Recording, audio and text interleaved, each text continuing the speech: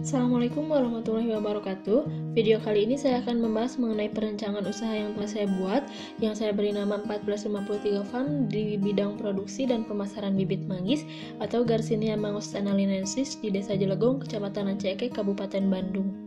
Sebelumnya perkenalkan, nama saya Aida Maudy Agustiwan, NIRM saya 04.1.17.0972. Adapun latar belakang mengapa saya mengambil usaha ini, yang pertama berawal dari meningkatnya permintaan buah manggis. Hal ini dinyatakan oleh Kepala Badan Pusat Statistik pada tanggal 15 Oktober 2020 bahwa tahun 2020 telah terjadi peningkatan ekspor untuk komoditas buah-buahan, salah satunya buah manggis yang digemari karena eksotis. Menurut data BPS, ekspor Indonesia di sektor buah-buahan tercatat 410 juta US dollar. Ekspor ini tercatat meningkat 20,84% dari tahun sebelumnya.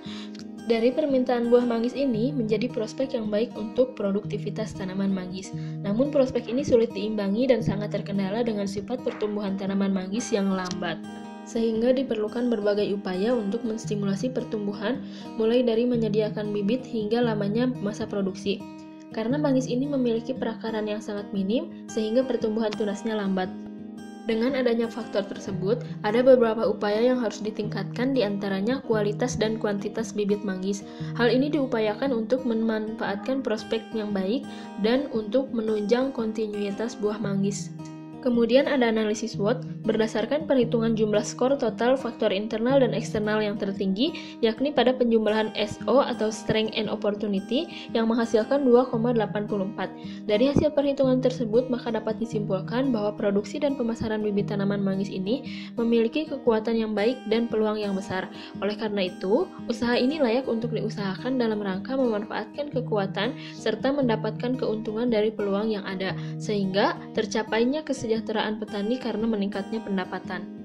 Selanjutnya di sini ada strategi pemasaran.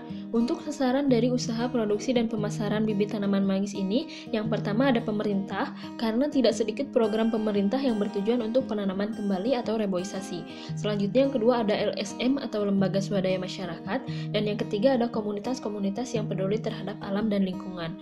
Kemudian di sini ada posisi produk bibit tanaman manggis. Jadi yang menjadi keunggulan dan khas dari 1453 Farm ini adalah cara budidayanya, karena menggunakan perbanyakan vegetatif atau sambung pucuk yang dapat menunjang bibit cepat berbuah dan menggunakan perbanyakan generatif yang benihnya berasal dari BPSB atau Balai Pengawasan dan Sertifikasi Benih. Selanjutnya ada bauran pemasaran atau marketing mix yang sering kita kenal 4P. Yang pertama ada produk. Jadi usaha ini dirancang selama 2 tahun. Untuk memulai usaha diperlukan bibit tanaman manggis untuk perbanyakan vegetatif yaitu sambung pucuk, dan biji tanaman untuk perbanyakan generatif. Pada tahun pertama difokuskan untuk menjual bibit tanaman yang telah disambung pucuk, dan tahun kedua difokuskan untuk menjual bibit hasil perbanyakan generatif. Yang kedua ada price atau harga yang dijual dengan harga 75.000 per bibit. Yang ketiga ada place, jadi saluran distribusi usaha produksi dan pemasaran bibit tanaman manggis ini terdapat 2 saluran. Yang pertama itu dari kebun pembibitan langsung ke konsumen, dan yang kedua itu dari kebun pembibitan kemudian ke pedagang bibit baik skala besar atau kecil, kemudian ke konsumen. Yang keempat ada promotion atau promosi. Jadi promosi dilakukan dengan 2 cara. Yang pertama itu dengan cara langsung atau offline, jadi dari mulut ke mulut. Yang kedua itu ada cara tidak langsung atau online untuk memanfaatkan media sosial. Kemudian di sini ada biaya investasi. Biaya investasi ini merupakan alat dan bahan yang diperlukan sebelum memulai usaha.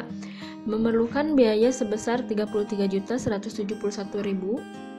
Dan ada biaya variabel yang memerlukan biaya sebesar 567.056.500. Selanjutnya ada biaya tetap. Yang pertama itu ada sewa lahan dengan kebutuhan luas area 5.000 meter persegi dengan jangka waktu usaha 2 tahun, maka membutuhkan biaya sebesar 25 juta.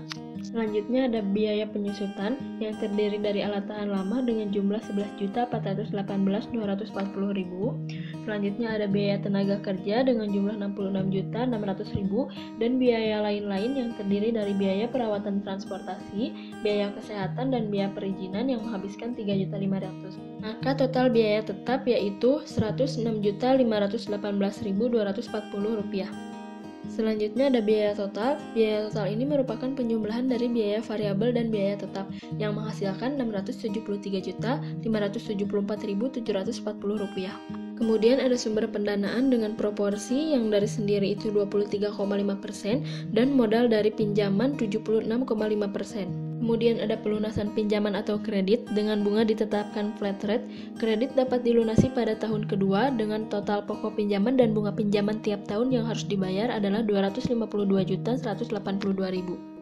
Kemudian ada proyeksi penerimaan dengan jumlah bibit 25.000 dan harga per unitnya itu 75.000, maka menghasilkan 1.875.000.000. Kemudian ada anggaran arus kas, dapat dilihat pada kas akhir tahun pertama dan kedua mengalami kenaikan pendapatan. Selanjutnya ada proyeksi laba rugi. Yang pertama itu penerimaan dengan jumlah 1.875.000.000 dan yang kedua itu ada biaya total dengan jumlah 673.574.740 rupiah dan yang ketiga ada laba sebelum pajak dengan jumlah 1.201.425.260 rupiah dengan menghasilkan RC rasio 1,78.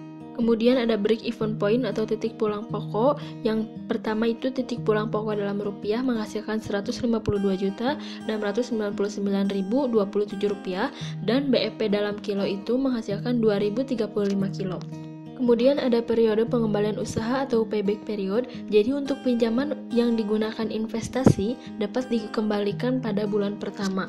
Selanjutnya ada analisis NPV, BC rasio dan IRR yang menghasilkan gross BC 1,35, net BC 5,58 dan IRR-nya 73,60%. Selanjutnya ada analisa kepekaan menggunakan proyeksi untuk anggaran 5 tahun dengan analisis yang memperhitungkan faktor waktu atas nilai uang dengan perhitungan pada tahun ketiga sampai kelima biaya operasional naik 10%. Dapat menghasilkan gross BC 1,30, net BC 10,28 dan IRR-nya 61,80%. Kemudian analisa kepekaan yang kedua itu dengan proyeksi untuk anggaran 5 tahun menggunakan perhitungan faktor waktu nilai uang dengan perhitungan pada tahun kelima harga jual turun 5% menghasilkan gross BC 1,29, net BC 9,95 dan IRR 62,32%. Yang terakhir ada analisa kepekaan yang ketiga menggunakan proyeksi untuk anggaran 5 tahun dengan analisis yang memperhitungkan faktor waktu atas nilai uang,